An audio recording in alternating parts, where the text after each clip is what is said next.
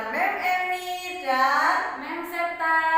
Oke, hari ini kita akan ibadat, tapi ibadatnya ibadat APP. Karena sudah minggu ketiga, kita APP yang ketiga. Temanya enyahlah iblis. Sebelum kita ibadat, yuk kita nyanyi dulu dengan Mem Septa. Nah, anak-anakku yang terkasih, kita bernyanyi kita semua anak raja.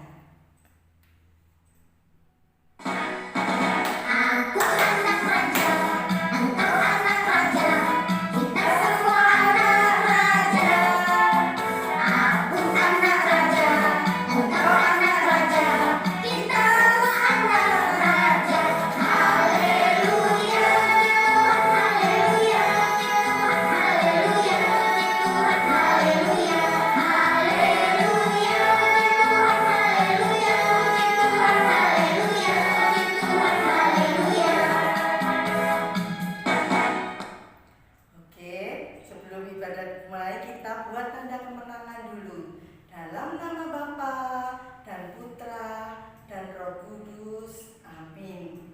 Tuhan Yesus, terima kasih pada pagi hari ini Kau kumpulkan kami dengan anak-anak kami walaupun melalui online. Ya Bapa, berkatilah anak-anak supaya pada pagi hari ini anak-anak dapat mendengar firman-Mu. Berikan Roh Kudus-Mu kepada anak-anak kami supaya dapat memahami dan menjalankan firman-firman pada hari ini. Nah, setelah itu kita akan bernyanyi lagi lagu antara bacaan. Oh sukacitaku.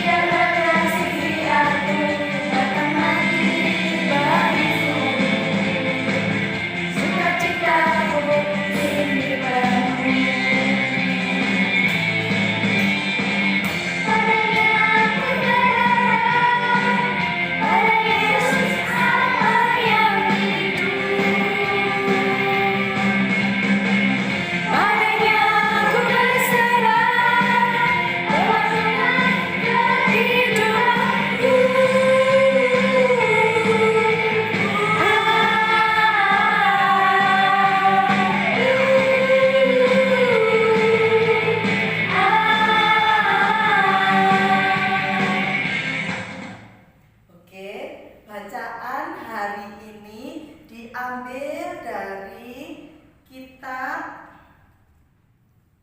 Markus bab 8 ayat 31 sampai dengan 38. Pemberitahuan pertama tentang penderitaan Yesus dan syarat-syarat mengikuti Dia.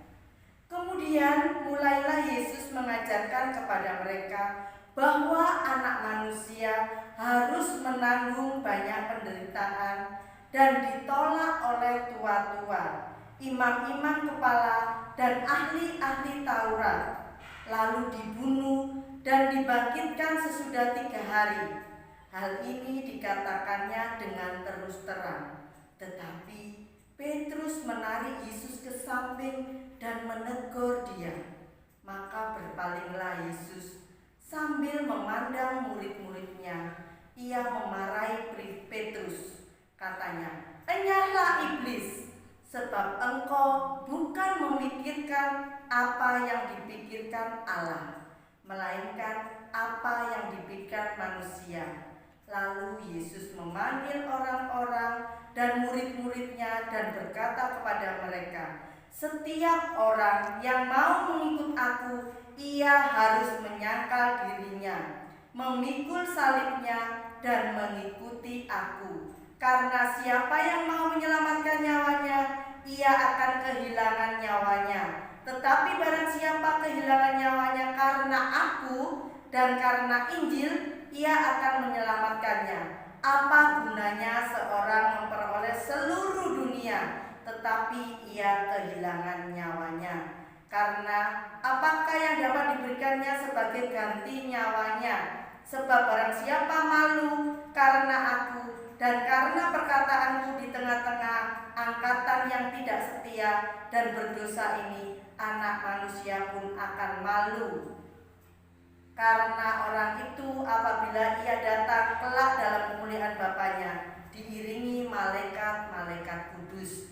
Nah, anak-anak, di dalam Alkitab ini kita harus percaya akan Yesus. Ya, kita harus menyangkal diri kita. Tidak boleh menuruti kemauan kita. Coba anak-anak kalau di rumah selalu ingin mengikuti kehendaknya, tidak nurut sama mama, tidak nurut sama papa. Nah, itu yang Yesus tidak mau. Jadi anak-anak harus mengendalikan diri, harus nurut sama mama sama papa, karena mama papa di rumah adalah ganti Yesus. Oke, sebelum itu kita nonton video ini.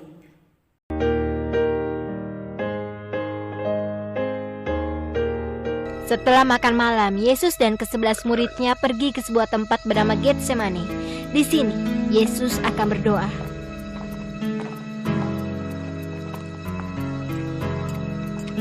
Aku akan membawa kalian ke tempatnya berada.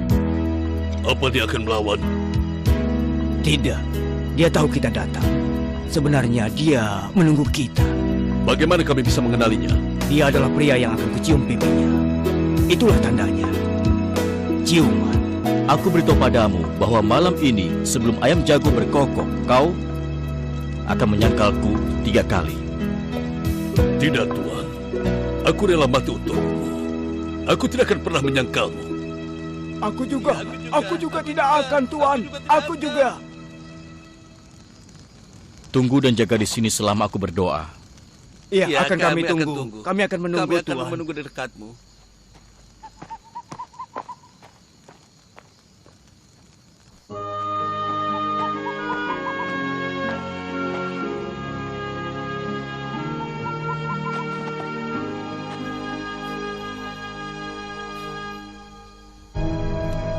Ayo ke arah sana. Iya, ayo, ke sana. Ayo. Oh Bapa, jika memungkinkan, singkirkanlah cangkir penderitaan-penderitaan dariku.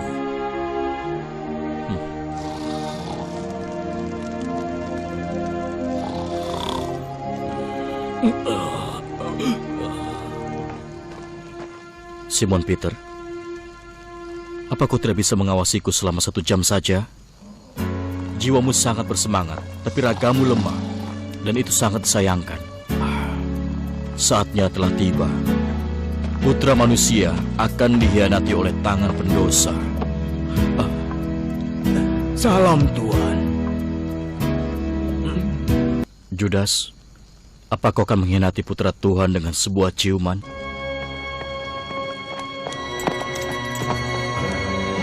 Tangkap pria itu. Jangan bergerak. Ada apa? Kenapa? Ada apa? Iya, ada apa?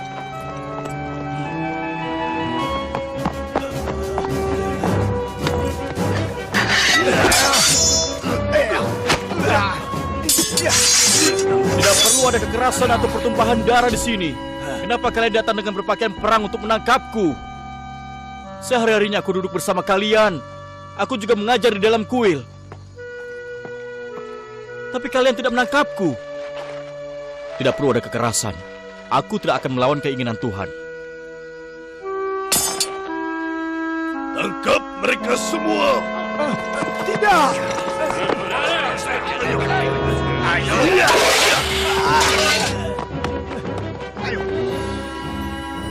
Biarkan mereka.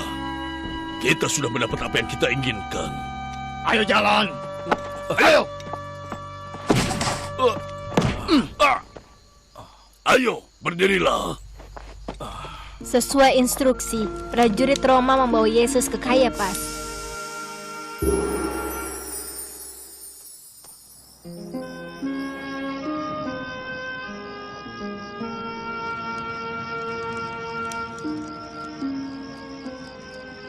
Yesus ada di dalam dan kita di luar sini.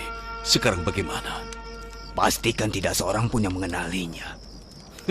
Awalnya, aku cemas mereka akan melawan kita. Para pengecut itu tidak berusaha menolongnya. Tidak. Pada saat bahaya datang, mereka lari seperti anak yang ketakutan.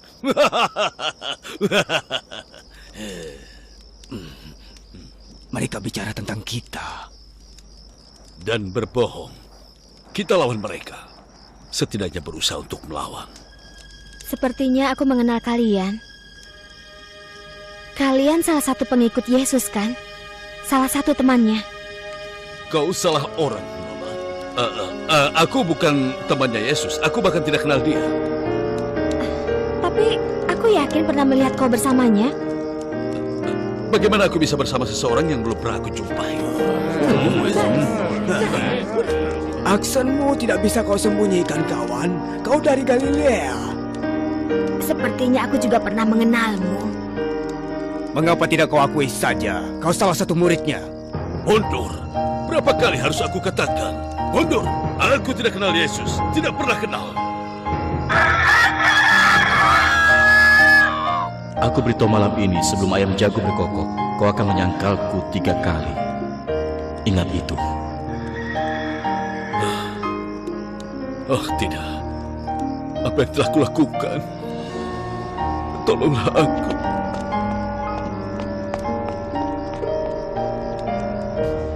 Sementara itu, persidangan sedang dijalankan.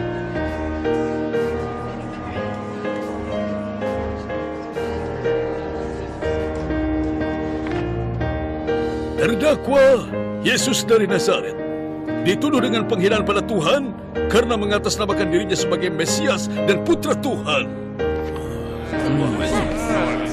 Apa terdakwa ingin mengatakan sesuatu sebagai pembelaan? Kenapa bisa seperti itu? Hadirkan saksinya. Dan Kayapas memanggil saksi palsu untuk bersaksi melawan Yesus. Aku dengar sendiri. Yesus mengatakan ia adalah putra Tuhan. Iya, benar juga mungkin. Aku mendengar Yesus mengatakan jika kuil itu dihancurkan, dia bisa membangunnya kembali dalam 3 hari. Astaga. Apakah benar begitu? Ini rasanya tidak mungkin ya. Pada akhirnya, tetap tidak ada bukti cukup untuk menjatuhkan hukuman pada Yesus. Kayapas sudah putus asa. Katakan sekali lagi pada semua. Katakan pada kami dengan kata-kata yang jelas dan tegas. Katakan padaku, apa kau seorang Mesias atau bukan putra Tuhan? Bagaimana? Aku seperti yang kau katakan. Apa semua mendengarku? Kali ini penghinaan terhadap Tuhan keluar dari bibirnya sendiri. Berani sekali dia mengakuinya ya. Di depan rakyat dan anggota dewan, Yesus telah melakukan kejahatan besar. Lalu bagaimana dengan keputusannya? Bersalah. Bersalah. Bersalah.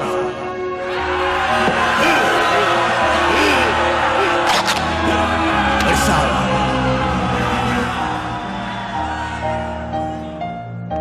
Hukuman bagi seseorang yang menghina Tuhan adalah mati.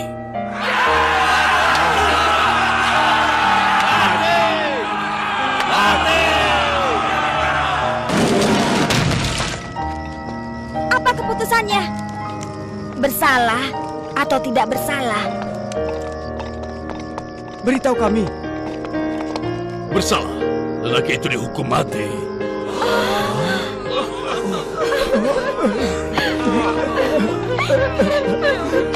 sekali mereka.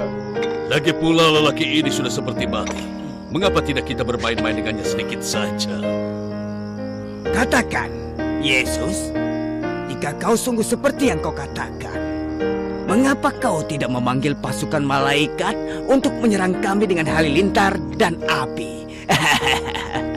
Apakah ini lelaki yang memberi penglihatan pada orang buta dan membuat orang pincang bisa berjalan? Dia tidak layak untuk dilihat.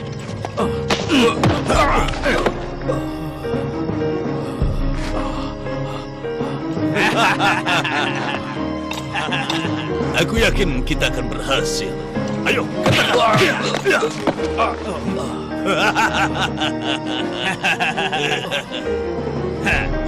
Dia begitu menyedihkan. Lihatlah, dia sudah tidak berdaya. Siapkan tahanan. Pontius Pilatus ingin bertemu dengannya.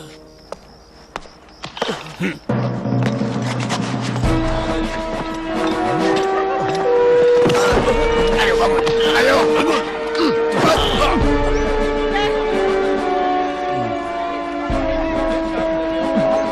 Maafkan aku. Maafkan aku.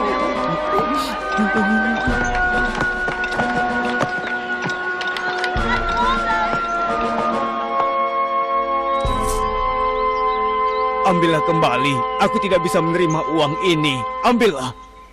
Jangan membohongi dirimu sendiri, Judas. Kau sudah tahu apa yang kau lakukan. Dan kau tahu apa yang akan terjadi. Tidak, aku tidak sangka dia akan menderita seperti itu. Aku tidak tahan. Aku mohon tolong ambil kembali uangnya. Kami tidak peduli akan rasa bersalahmu. Itu antara kau dan Tuhan. Simpan saja hadiahmu. Kau pantas mendapatkannya. Tidak. Tidak. Judas lari sampai dia tidak bisa lari lagi. Kemudian ia gantung diri. Dan para pendeta membawa Yesus untuk bertemu Pontius Pilatus, gubernur Roma. Pilatus, kami telah menemukan penjahat yang berkhianat pada Tuhan. Dia mengaku sebagai Mesias dan putra Tuhan. Itu tidak benar. Tidak ada pengaruhnya pada Roma. Jatuhkanlah hukuman padanya sesuai peraturan kalian. Pengadilan kami telah menjatuhkan hukuman mati padanya. Hanya Anda yang berwenang untuk melaksanakan hukuman tersebut. Mengapa dia harus aku hukum mati? Di mata Roma, dia tidak bersalah. Oh, tapi dia lebih dari masalah kami juga. Anda tahu penjahat itu melarang masyarakat untuk membayar upeti pada kaisar. Dia menganggap dirinya sebagai Kristus, sebagai raja. Katakan, tahanan, apa jawabanmu terhadap tuduhan itu? Apa kau seperti yang mereka katakan, raja orang Yahudi? Kau yang katakan itu. Lihat dia. Dia bahkan tidak bisa berdiri. Aku tidak percaya dia bersalah atas apapun. Pilatus, pikirkan baik-baik. Dia sangat berbahaya. Kita harus menjadikan dia sebagai contoh. Iya. Kita biarkan masyarakat yang memutuskan.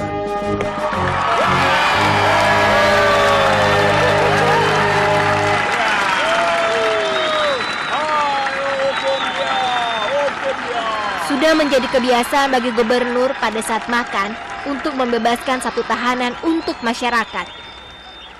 Para rakyatku, aku akan bebaskan satu tahanan sesuai pilihan kalian semua.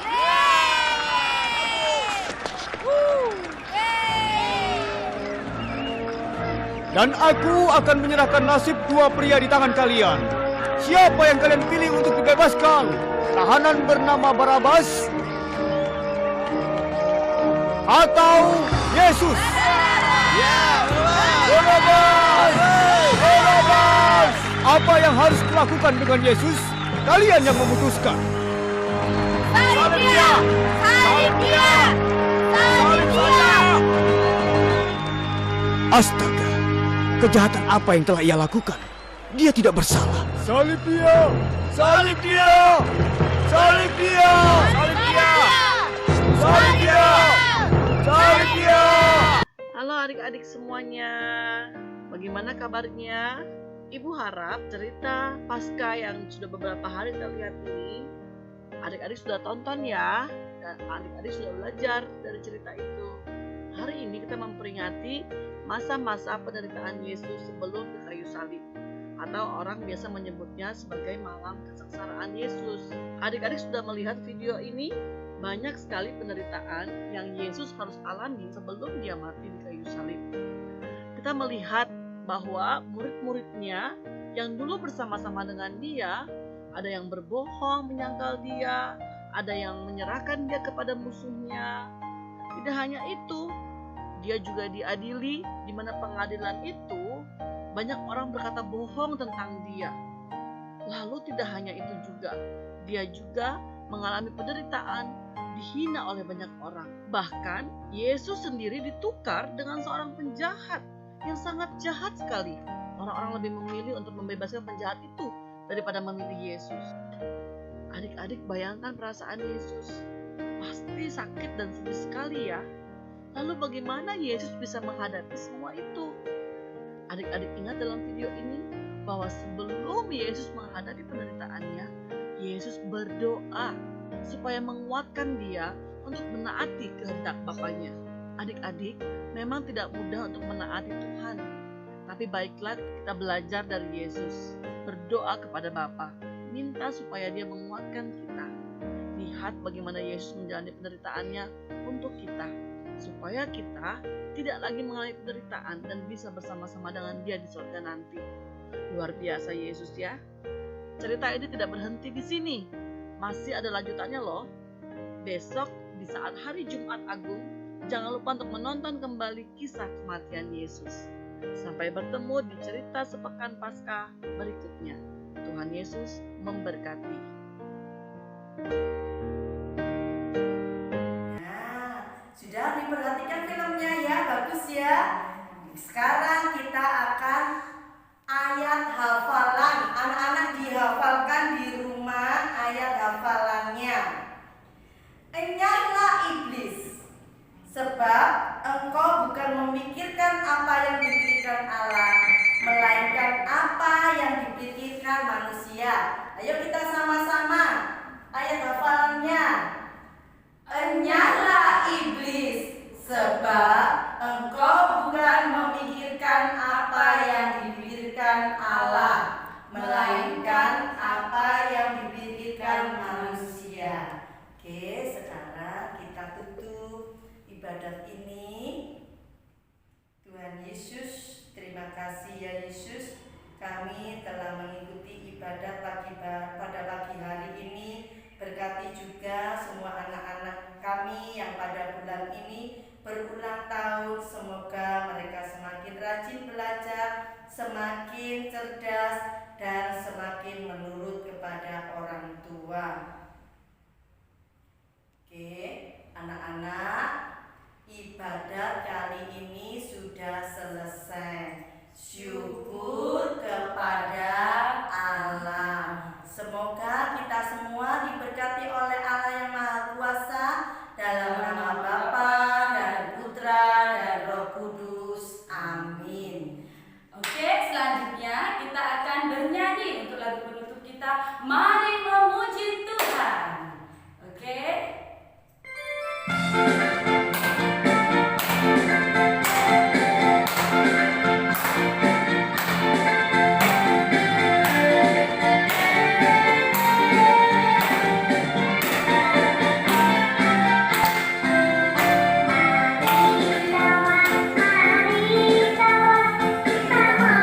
Puji Tuhan,